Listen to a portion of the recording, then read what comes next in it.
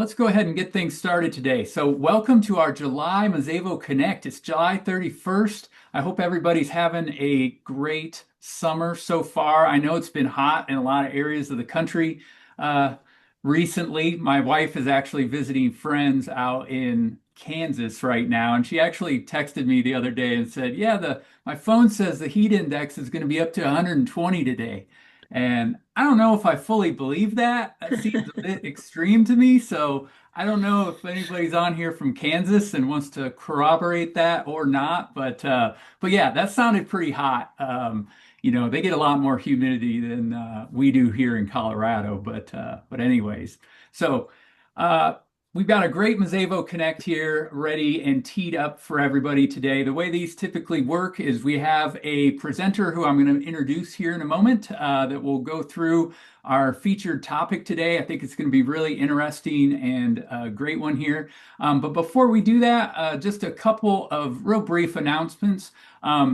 We did our first ever kind of group global admin training back in June. And that went over really well. It was very well attended. And we're going to be rolling that out again in September. So those of you that are Mazévo customers that maybe need a brush up on what it means to be a global admin, or maybe there's somebody on your team that needs to get up to speed, it's a great way to do it. The session's about an hour long, and we go through some of the highlights of being a global admin and things you need to know, stuff like that. I will be announcing the date for that here at some point soon, so just keep your eyes open for that. That'll be coming up in September. Will be our next training class for that. Also wanted to welcome some new customers in.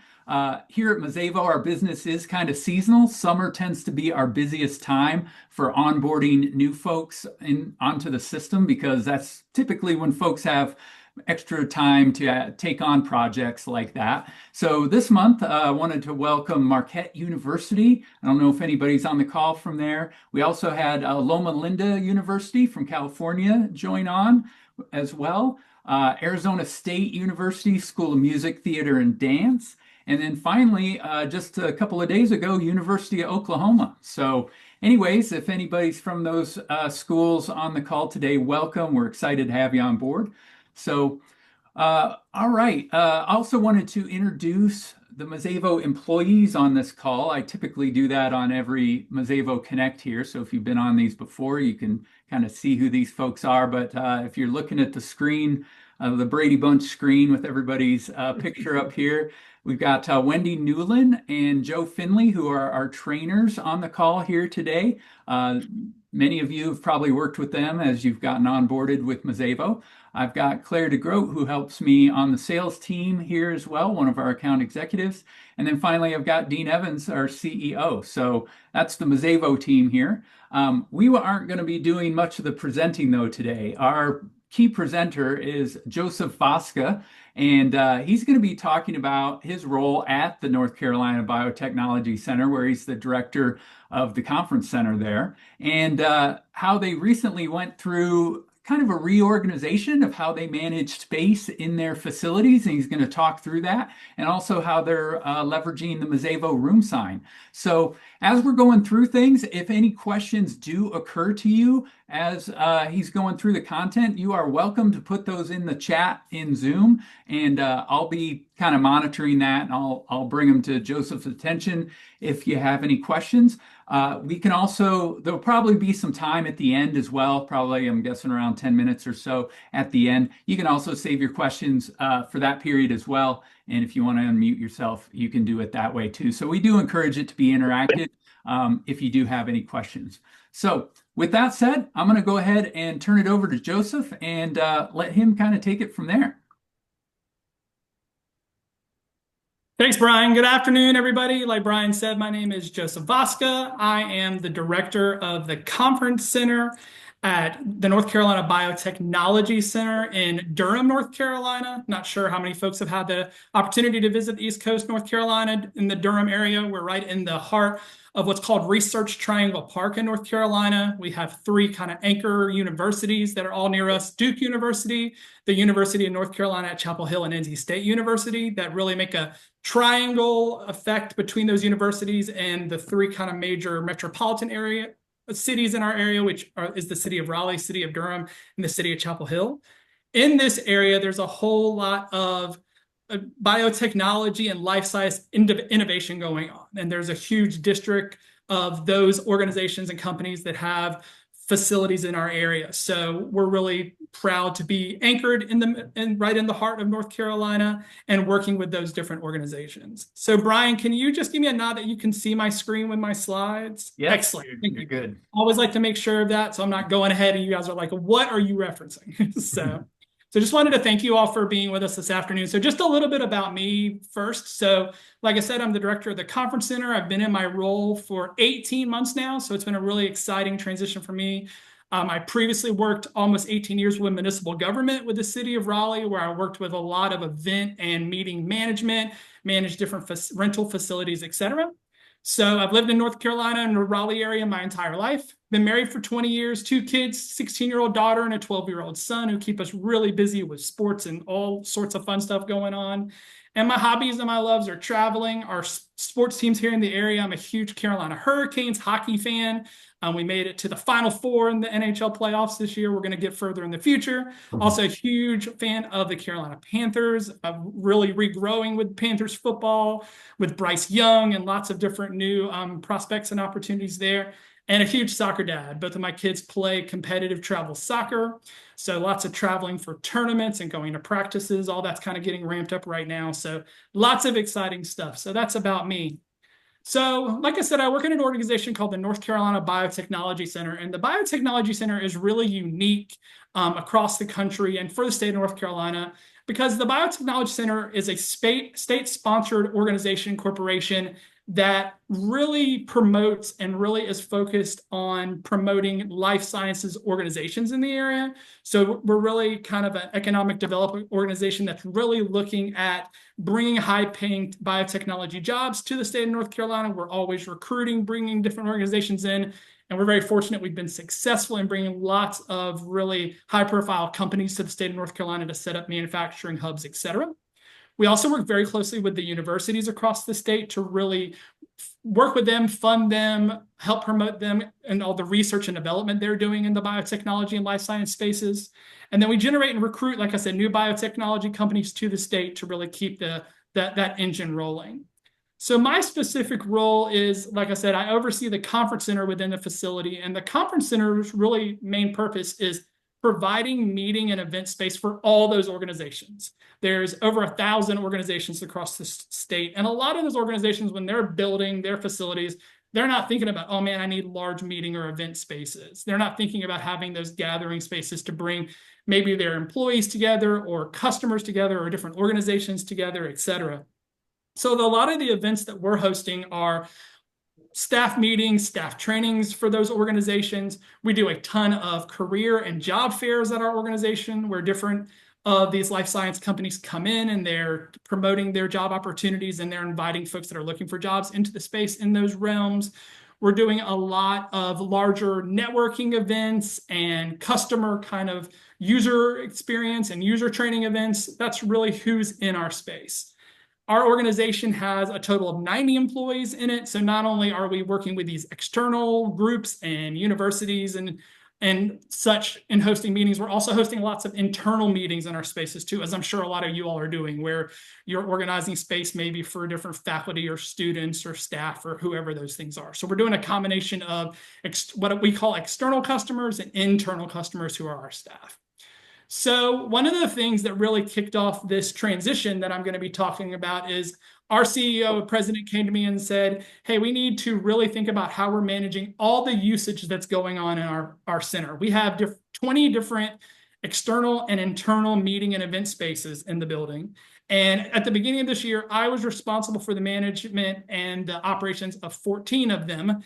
And now I have taken over all the spaces in the building. And I'm going to kind of talk about what that journey looked like, why we needed to do that, and then how Mazévo was such a really key piece of streamlining those processes for us.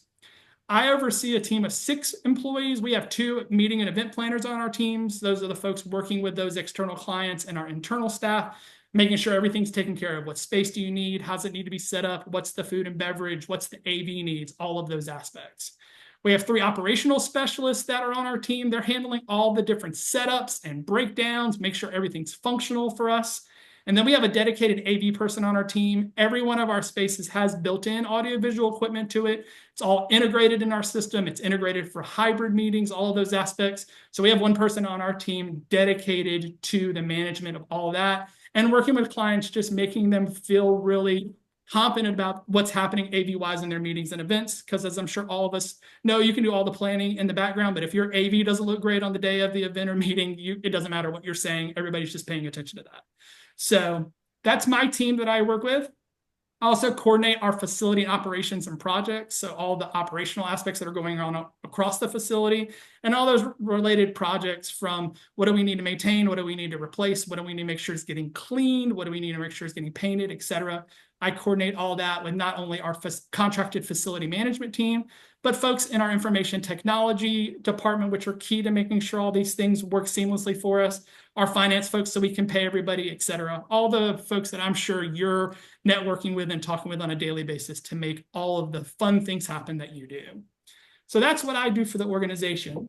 Just a little bit of a picture of what our facility looks like. So on the first floor, you'll see a floor plan there on the right side. We have 5 different spaces that we manage downstairs. Our largest space in the facility is our auditorium, which hosts 170 people. Our congressional and dogwood rooms are our multi-use spaces. So the picture you see in the bottom left is of our dogwood room. It's my favorite room in the building because you can, I don't know if you can tell or not, it gets tons of natural light from those beautiful windows kind of in farther back in the picture. But our congressional and our dogwood room are those spaces that we can do in round tables like you see. We can set it up for a classroom. We can set it up for a lecture. We can set it up or we can just open it up with high top cocktail tables. So those are our flexible spaces, and the dogwood room and our congressional room are our 2 most popular spaces in the building. We also have 2 other smaller conference rooms downstairs that just can host little breakout sessions if that person with the organization needs to make a call, something like that. Upstairs, we have other what I would call more kind of breakout size rooms. We have a boardroom upstairs that you'll see the picture of in the bottom left, which hosts our organizational board meetings, and then lots of other corporations come to us too, wanting to host their own board meetings, et cetera. And then 3 other rooms that are just more for breakout purposes and smaller meeting purposes. The Jordan room, the RTF, which stands for the Research Triangle Founders Room, which is a really cool room and has a table in the shape of a triangle in it, which represents our area here in North Carolina. And then our video conferencing room that has a lot of video tech. It's an enclosed room, so people need to have very private conversations or need to be on sensitive calls. They use that space. So that's just an outline of our facility, and then all of our internal meeting rooms that I'll be talking about as well. Just to give you a scope, so in the fiscal year 24 for us, which was July 23 through June 24, we had just a little shy of 49,000 folks come through our facility for events. We did 986 space bookings, so different individual rooms being booked, and that encompassed 436 different unique events that happened in our facility. And this past year that just ended in June, we just continued to grow. We were just over 49,000 attendees to our facility, did just over 1,000 different space bookings, and did 490 events. So we stay pretty busy. Not sure how you operate. Our busiest seasons are in the fall and in the spring. That's when a lot of the organizations that we work with are wanting to gather staff or gathering customers or gathering whoever they need to gather in our building. So September through November and April through June are really our heavy months. So let's talk about what our problem was. So kind of what came to us that we needed to solve. So just a little bit of background, like I said earlier, in spring of 2024, we had 14 meeting and event spaces that were being managed by my team in the conference center. And then we had 6 of these internal meeting rooms that were being managed through Outlook. So folks were managing meetings internally in their Outlook system through resource scheduling. And that was really a headache for us because we had some meetings and events being managed in one system and other meetings and events being managed in others. And it really created three major challenges for us. The first was we were continuing to get service requests in the internal meeting spaces. So we would have in the smaller meetings, people would want food and beverage that the conference center was organizing. They needed AV support. And the challenge was it wasn't visible to us in our system through Mazévo. We couldn't see those meetings or events. We couldn't make sure that the proper services and the proper staff was scheduled to support those things.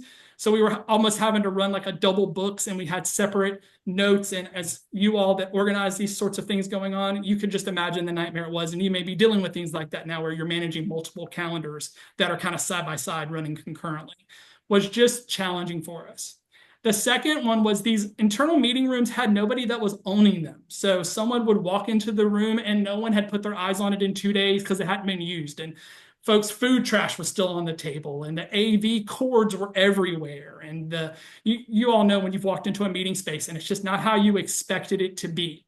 So no one was really taking ownership to know when these meetings were happening in these smaller rooms to make sure they were ready for the next group. Because we all know in the way we manage our calendars, sometimes we're going meeting to meeting to meeting. We don't have 30 minutes beforehand to make sure the room looks good for what we need next. We expect to walk in and see the space ready to go. And then the last challenge was, since those internal meetings were not in the Mazévo system, folks would walk into our front desk, they would walk into our facility and have no clue where they were supposed to go and who they were meeting with. They would come to the front desk and be like, hey, I'm here for a meeting. Well, we had 7 things going on in the building at that same time. We had no idea what they were asking for. So we needed that visibility. We needed that awareness to make sure that we were providing really good customer service to those folks as they were entering the building. So I'm sure you all probably experienced similar challenges that you're probably trying to solve today in your organization. So this is kind of what we were encountering and why we said, hey, we know we need to do something different. So let's talk a little bit more about the old process, especially when you think about the conference room spaces. So we have, like I said, an organization of 90 staff, and they are hosting meetings and events in our facility where they're bringing in external customers or they're wanting to organize staff into a larger event that are bigger events than some of those internal meeting rooms. So think larger than 10 people. Our old process would go a little something like this. Hey, Wendy needs to use a space in the conference center. She sends Joey an email and says, hey, Joey, I'm thinking about these 6 dates, and can you tell me what rooms are available? I might want to do it 9 to 12. I might want to do it 1 to 4. Can you give me all this availability? Well, as you all know, that was a nightmare, because the challenge that happens is I'm emailing Wendy back and saying, hey, this date at this time, this room is available. And while we're going back and forth in email, someone else comes along and books one of those rooms. So then Wendy selects her date and time. She's all happy, pumped, ready to go, and it's not available anymore.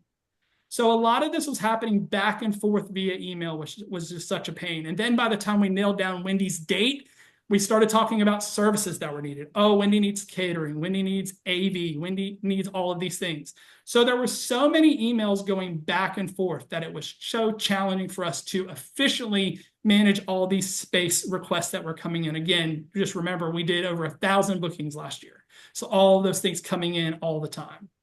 So the challenge would be, while Wendy's sitting there waiting for her email response, she doesn't know if the space is reserved for her. She can't start inviting the proper people to her meeting or event. She can't start, thinking about, okay, I know when this is and I can schedule it. She can't start thinking about the details.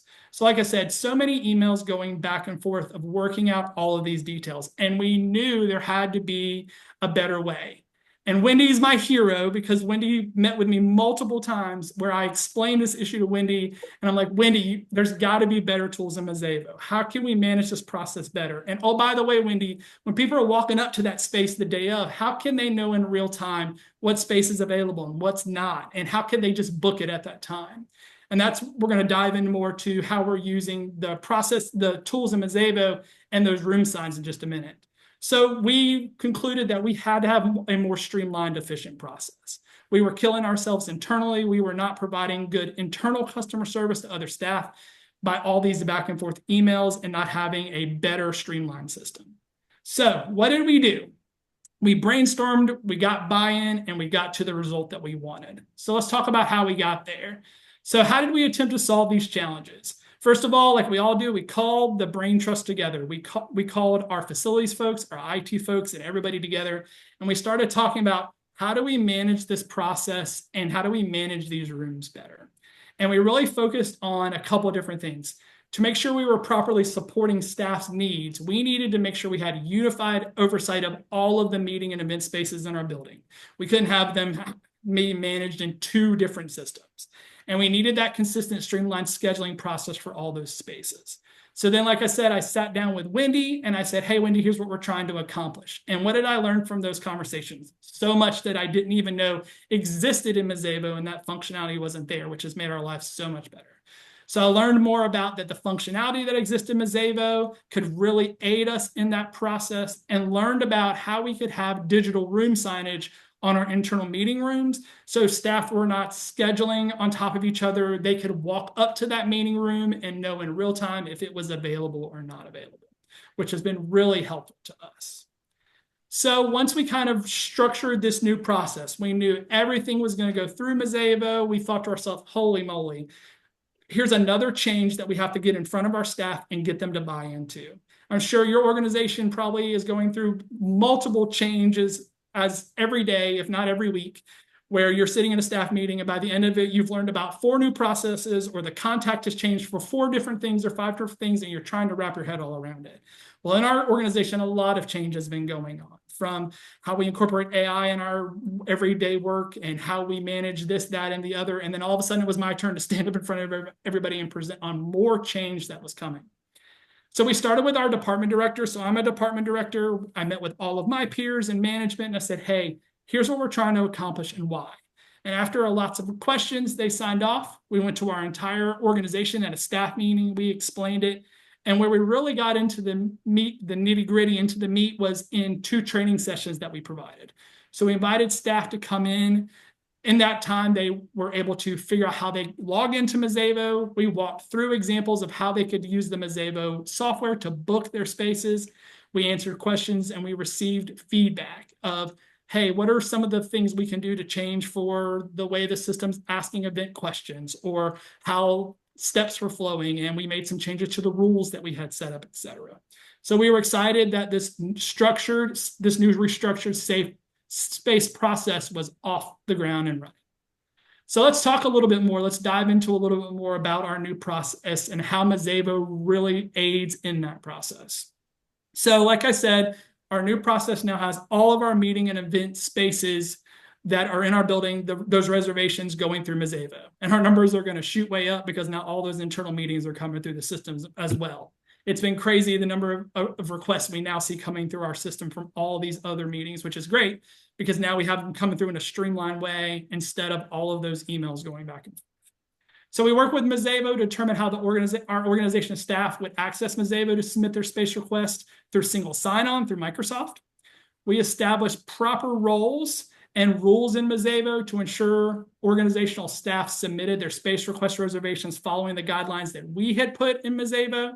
So what rules did we set up? How far in advance could they book the room? How long could they book it for? All of those things. We worked through all of those settings, and Wendy was great in helping me with all of those things. We established a specific process for how we handled same-day walk-up reservations in our spaces, which I'll go into more detail in a minute. And then we purchased new Android tablets to manage the digital room signage on those internal meeting rooms. So those are all those things. So if you're not using the tool in Mazévo where folks can request system, here's just an example of what it looks like, where staff are telling us what their event name is, the type of event they're having, what organization they belong to, number of people, how they're billing within our system, and then it goes through the steps of allowing them to select dates and tell us all the details that we need to know for all the services that they need to support their event. So I can tell you that using the Mazévo system, going through these steps, has really saved and aided our organization in a way that helps everything be much more streamlined and much more efficient. So let's talk a little bit more about how we're managing same-day walk-up registrations. So in our facility, we have 6 internal rooms that can be reserved for meetings. They can only be used internally. We don't allow them to be used for external events. So visualize a conference room. All of these conference rooms hold about 10 to 12 people. They have fixed conference tables in them. They have fixed audiovisual equipment in them. So staff can use those for their run-of-the-mill meetings, or if they're inviting guests into the building, they can meet in those spaces. So we really thought about how we could manage not only future reservations for those events. So if I wanted to book that room tomorrow or in the future, but how do we handle it if it happens today? So something comes up, I need to use that space today. How can I efficiently know if that room is available or not, so I'm not messing up one of my colleagues or jamming them up or scheduling on top of them? And how can I very quickly and easily book space in those rooms? So here's what we established. We established that staff can visit any of those internal meeting rooms to make a same-day space reservation using the room signage tablets, which I'll show you an example of what ours looks like in just a moment. Staff can book the meeting rooms on the same day for up to 6 hours. So we really kind of went back and forth on how long did we want folks to be able to book at one time. And we agreed on 6 hours because some folks go in there and they use the space more for like a working space, things of that nature. So what we didn't want people to do is have to keep coming back and forth and back and forth.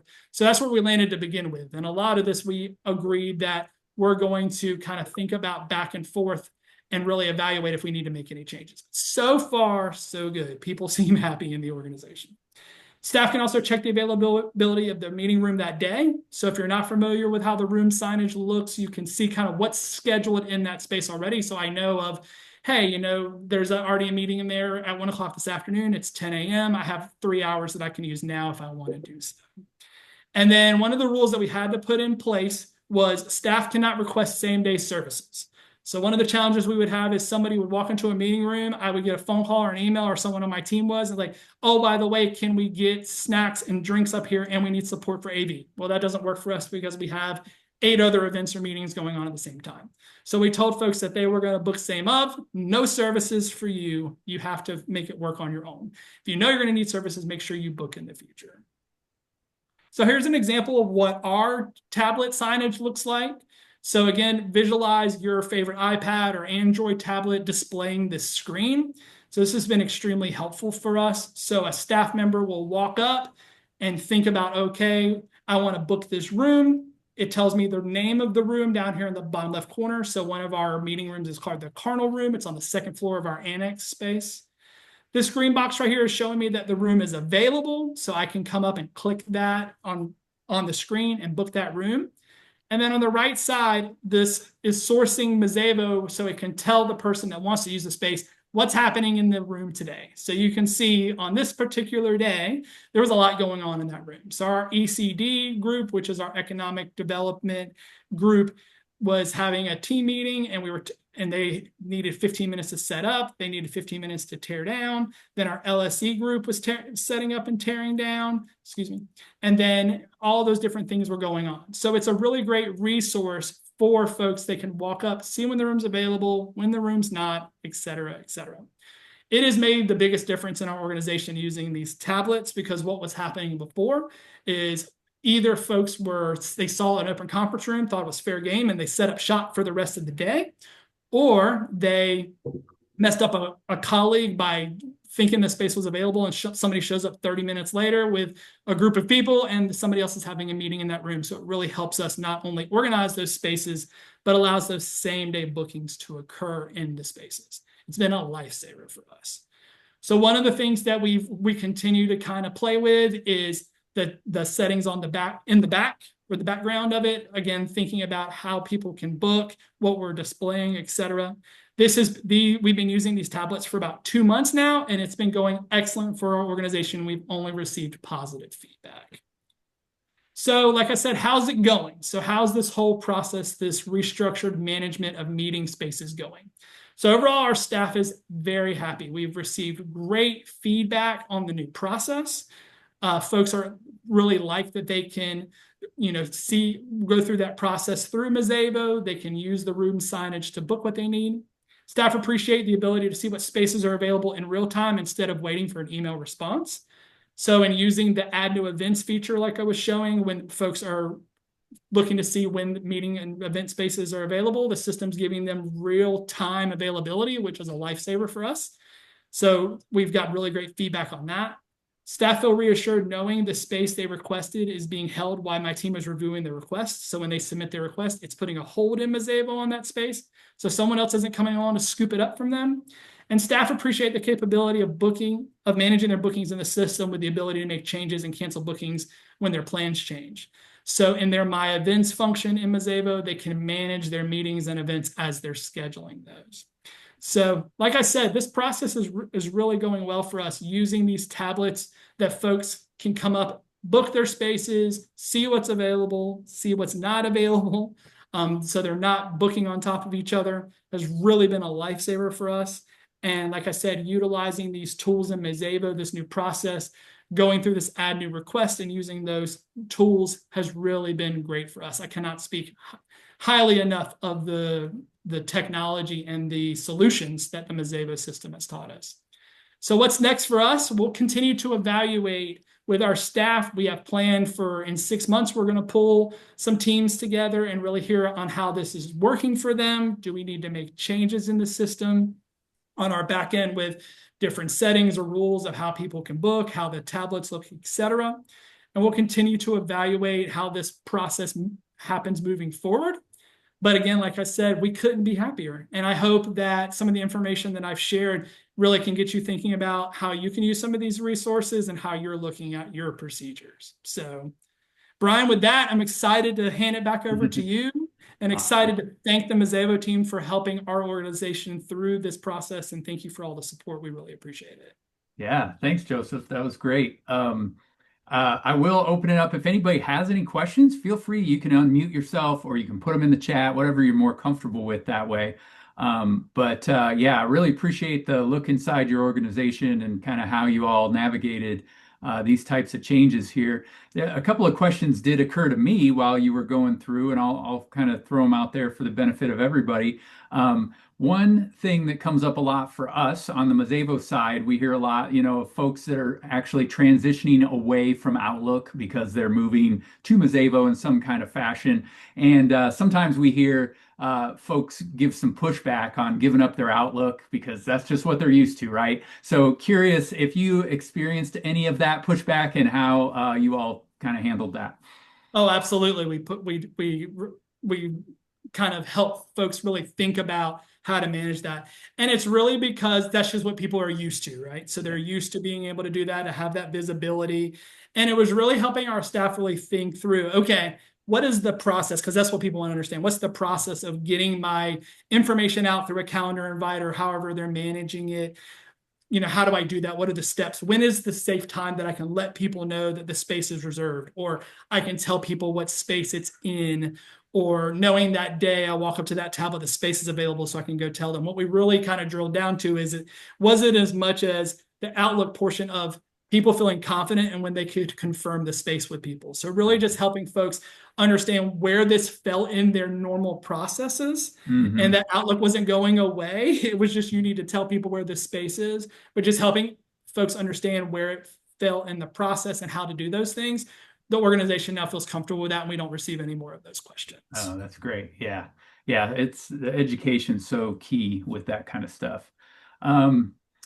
Do you have any advice for folks that want to go through some kind of change like this with how their spaces are managed and, just how that applies to the whole organization?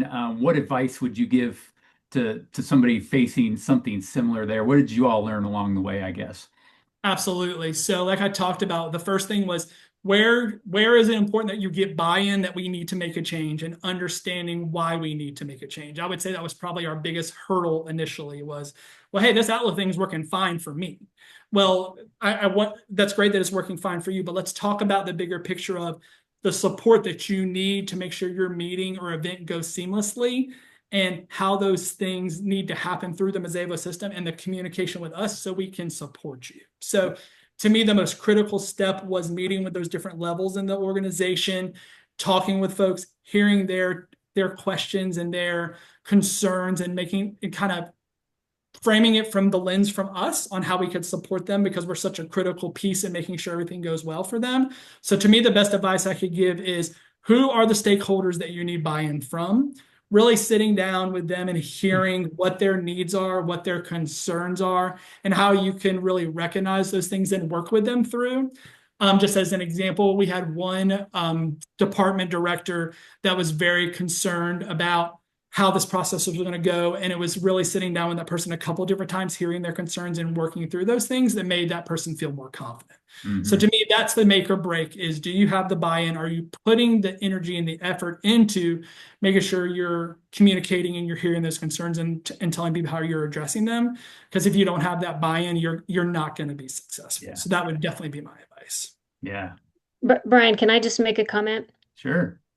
So another thing too, Joseph, you were not the initial person, the main contact when North Carolina Biotech bought Mazévo.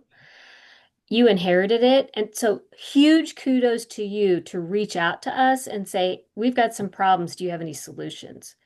And I think we can just share that story with everybody on the call. Is if you've got a challenge or a problem, don't suffer in silence. We might have a solution or we can help you. So kudos to you for doing that. Yeah, Wendy, I can expand on that. It was definitely one of those things when we saw some of these different kind of challenges coming up and us running concurrent systems as an organization where, this wasn't talking to A, wasn't talking to B. It was one of those things that I came to you and I was like, hey, I'm just curious. Here's the challenge that we're having. What do you think? Is there a solution for those things? And like I shared during, my presentation, I was just blown away that these tools existed. I didn't know they were in this system. And it was so funny. I just remember so many conversations with you of, hey, can it do that? And your answer always to me was, yeah, yes, it can. Then let me show you how. And you spent so much time with me just making me feel comfortable on how we could institute that process in the organization. So again, I completely agree with what you just said of just bringing that kind of challenge that we have to you all and brainstorming with you. And that was a wonderful experience for us. Good, good. Yeah. Great. One other question too, kind of unrelated a little bit to what you were talking about when you were showing us the floor plans for your facility and everything. I was curious if you all do any kind of room diagrams for some of your bigger events, like where the tables and chairs should go and things like that, and yes or no, and how do you do those? Absolutely. So we have in every room we have what we call standard setups or standard floor plans that when we're working with a client initially we share those with them because a lot of times, and I'm sure other folks on the call experience this too, when you start talking about setup, they're really just kind of guessing what the capabilities are and what can happen and what can't happen and is this possible and is this not possible. So we kind of have standard floor plans that we share with folks that really the ones that we have kind of show the room maximized. So you can have this many tables, this many chairs. And what we usually do is we work through with our groups that we're working with, like, let's start taking these away. Let's start moving these around. Let's start doing those things, Hmm. especially in our rooms that are multi-purpose that can either have, a 60 or 72-inch round table in it, or a rectangular table in it, or cocktail tables in it. We have some different examples that we show folks as a starting point. And then we really walk them through of how that works out with the flow that they're looking for the event. What do they anticipate or what's their desire for how the audience is seated and is able to engage not only with the presenter, but with each other. So there's times that people want their attendees at round tables because they know that the networking components are really key and them being able to talk in small groups is really important versus, hey, some people want the chairs just set up in rows or in lecture because the goal is just listening to the presentation. So it's really trying to guide those folks of what the options are. So yeah, we do have those that exist that we can kind of help people see the vision because sometimes people just stand in our spaces and then they just have trouble visualizing it. So we just have to kind of push them in the right direction. Yeah. Okay. Do you all use a particular software or way to generate those diagrams that you have? In the past we've used like an all events or something like that can allow you to do that. What we noticed is the most successful and we recommend to people is we really push our clients. We kind of almost make it mandatory, but we strongly encourage they need to come stand in the space and feel it out. Like we need people to come in our rooms and kind of really walk us through what their vision is and let us help. My team is usually right there with me, like to the point of we'll have some tables and chairs already set up for people when they come in and we can kind of live action move them around so they can see what they look like. Sometimes it's so hard to kind of tell spacing and flow and layout on a diagram. So we're really big on people coming in and seeing the spaces because we unfortunately have had some challenges where we laid it out in like a computer program that people came in the day of and they were like, this is not what I expected. Because it's so hard to kind of feel out spacing and some of those things. So we really push our clients to come walk the space with us, walk us through your event, show us where you want things set up. We find that to be the most successful. Yeah. Yeah. No, that's great. Excellent. Well, it looks like I don't see any questions rolling in here on the chat. I'll kind of make a final call here. Anybody have any questions for Joseph before we wrap things up? Not looking like it here, but Joseph, I just want to take a moment to thank you for presenting and sharing a little bit about your operation today. It's always so great to hear some of the nuts and bolts behind the scenes kind of things that are going on and what goes into some of the decisions that are made and how, the facility's managed, how the software gets utilized, that kind of thing. I think a lot of people are going to take some good nuggets from this presentation. So just want to thank you for your time here today and for a great presentation. And for everybody on the call, we will be doing this again next month. We do not have the topic or the presenter figured out yet, but I will be sending out an email once that is nailed down. And we'll look forward to seeing everybody on next month's call. Thank you. Thank you. Thank you, Joseph. Thank you, everybody. Thank y'all so much. All right. Bye. Thanks, everyone.